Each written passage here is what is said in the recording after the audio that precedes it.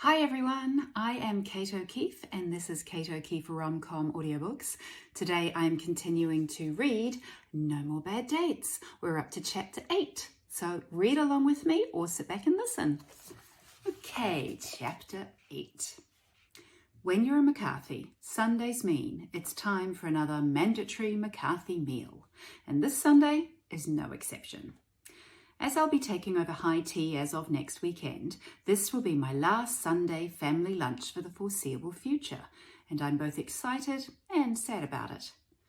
Mum has served up her delicious hearty lamb stew with potato mash. Always potatoes. We're not Irish for nothing, you know. Designed to put hairs on your chest, as Dad likes to say. Not that putting hairs on my chest is a personal goal, of course.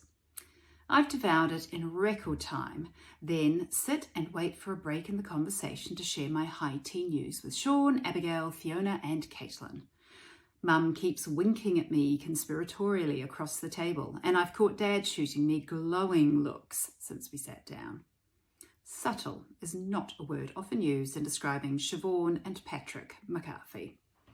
I'm not expecting my siblings to be quite as positive about it all. But you see, Caitlin, therein lies the rub, Sean says, using one of his Shakespearean expressions. No, Sean, there's no rub here. Those political activists need to stay home and do something useful with their time, Fiona says. You're missing the point, Sean replies. Excuse me, everyone, I begin. All eyes at the table turn to me. Well, only one of Mum's eyes. The other one is too busy winking at me, knowing full well what I'm about to announce. What is it, Astor? Do you have something important to tell everyone at the table? Perhaps you have some big news. Mum leads with as much delicacy as a habanero chili. Yes, thanks, Mum, I mutter. Fiona's eyes light up. Oh, is this about the internship, Sophie? Will we be seeing you grace the halls of McCarthy and McCarthy shortly? No, Fiona. She won't choose a stuffy old law practice over working in an exciting dynamic online store like Babiness, Caitlin says. Will you, Sophie? I open my mouth to reply when Sean, predictably, jumps in with his 2 cents worth. Or should that be 2 shillings worth? I have no clue what money they used in Shakespearean England. Granted, your business is doing well, but it's a start-up, Caitlin.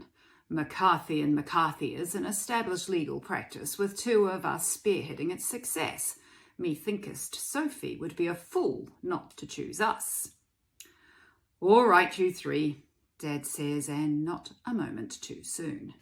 You can methinkst what you like after Sophie's made her announcement, Sean. He smiles down the table at me. Now, what did you want to tell us all, love? I shoot him a grateful look before I clear my throat. You're right, I have made a decision about the internships. I can feel a smile teasing at the edges of my mouth as I think about my new responsibilities at Cozy Cottage High Tea. As of next weekend, I won't be able to attend this lunch. I have accepted the job of weekend manager at Cozy Cottage High Tea. It's temporary, but it's a start. I look around the table at my siblings. They are all watching me closely, waiting for me to say more. Do I need to repeat myself? Mum claps her hands together and beams around the table. Isn't that quite something? Our little Sophie, a manager. When no one says anything further, Dad adds, well, aren't you going to congratulate your sister? Yes, of course, well done, Abigail says at the same time as Fiona, Sean and Caitlin all murmur their clearly heartfelt congratulations too. If anyone wants to eat a lot of cake, they know where to go. Our Sophie will make sure they're properly fed and watered, Dad says with a warm smile. I return his smile and say, thanks, Dad. Just a minute. Clarify something for me, if you will, Sophie. Sean's knitted his brows together so tightly he's sporting a bushy monobrow. It's not a good look. You're going from having a full-time job as a barista in a cafe to managing their high tea business 2 days a week?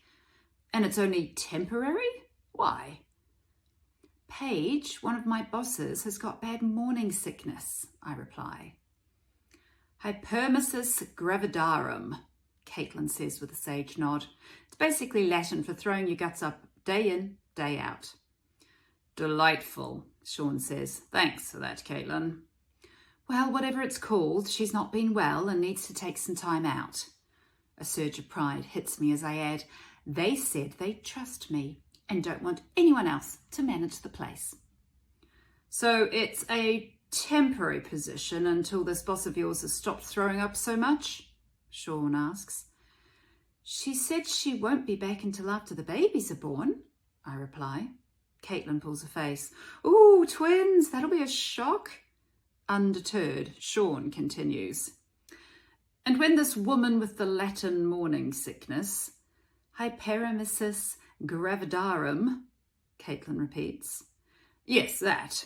When she returns to work, you'll go back to being just a barista in the cafe again, Sean asks. And there it is, just a barista. I do my best to ignore the twist in my belly at his words. Oh, come on, Sean, be fair. She does a very good job of it. Abigail shoots me what I think is intended to be an encouraging smile, but it only adds to a feeling of inadequacy that has begun to spread across my chest. What about the internships we offered? He asks. They don't pay the way the temporary weekend job of yours does, but at least there's a scope for promotion, a future. Each and every one of my siblings lean in, ready to hear my decision. I curl my toes inside my shoes. I'm not going to take either of them, but thank you for offering them to me. Sophie, I am so disappointed in your decision, Caitlin says. Sean and Fiona immediately sit back in their seats, muttering things like, we should have seen that coming, and these millennials have always got to go for the shiny new thing, and methinkest she doth make a grave mistake. The last statement was from Sean, clearly. Look, I know I've disappointed you all, but this has got to be my decision. When no one says anything, I add, it's my life. Just in case any of them had failed to notice this minor, insignificant fact. Sophie, remember, we know what we are, but know not what we may be, Sean says with a wise nod of his head. I crumple my forehead as I try to work out what the heck he's talking about. Must you always quote the bard, Sean? It can get old, Abigail says. I think it's just lovely that you're all fighting over your sister, Mum states. I've always said it, there's nothing like family and love. She looks in my direction. Yes, Mum? She's about to go patty on me. We've got to do your own growing, no matter how tall your father is.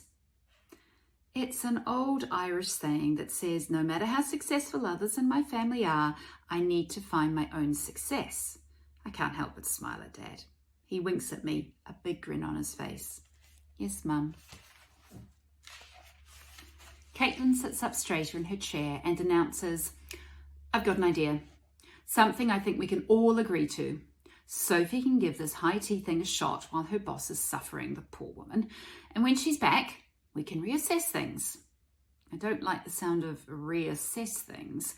It sounds an awful lot like, tell Sophie to take one of our crummy internships to me.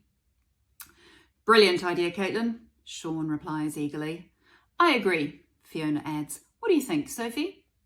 I guess, I reply uncertainly. By doing it this way, you can keep your options open. How many weeks is she? Caitlin asks. I shrug. I think she's 15 or something. So assuming she's not coming back to work straight away after she gives birth, that gives you, say, 8 months to make this work. Part of me knows Caitlin's suggestion makes sense. I haven't talked to Bailey and Paige about what happens once Paige is back. Do I go back to being a barista? If I do, will that be enough for me? I pull my lips into a thin line and nod. Caitlin sits back in her chair and exclaims, excellent, it looks like we have a solution. 8 months. 8 months to live my dream of managing high tea. 8 months to prove to my bosses that I'm too good to lose. Once I'm safely back at my apartment later that day, my phone beeps with a new email. It's from the very organised and precise Darcy, and "No more bad dates, pact, rules of engagement" is the email heading. This is it, the details of how we plan to help one another vet these potential dates of ours. I'm the first to take the plunge, and it's starting to freak me out. I get myself comfortable on my bed and open the email. Remember, ladies, and Jason, this is war. Approach all potential targets with extreme care. Guys are the enemy until proven otherwise. Enemy? Potential targets? I shake my head, my insides tightening. This is sounding less and less like dating to me and more like out-and-out warfare. I read on. Recommended rules of engagement. Acceptable ways to meet targets include, but are not limited to, setups, friends of friends, work colleagues. Not recommended. I'm thinking of you, Sophie. I press my lips together as I involuntarily take an unpleasant walk down memory lane. What I've learned about work romances is that hot barista from Sweden plus Sophie, I'll fall for anything you say, McCarthy, equals heartbreak. Some may say it was inevitable, considering Sven, the guy in question, was only in Auckland on a temporary visa. But when he told me he wanted to take me home to meet his mum and sample her famous meatballs, I was fool enough to believe him. I know. Gullible, trustworthy, a total idiot. Take your pick. Steps. Initial contact. First official meeting. Initial contacts are to occur over tea, coffee, or other non-alcoholic beverages only. Must be in public. Coffee houses recommended. Liquor strictly banned. Physical contact discouraged. Targets. Target must agree to the next step. Otherwise, eliminate. Eliminate? Good Lord, Darcy. She's definitely channeling her inner Hermione with this whole thing. I feel sorry for her boss. Vetting process by other team members to determine jerk status. Data's choice to be present. If and only if no red flags are uncovered, move on to the next step with caution. Remember, this is war. Yep, Darcy, I think we've all got that by now. Second official meeting can be referred to as first date.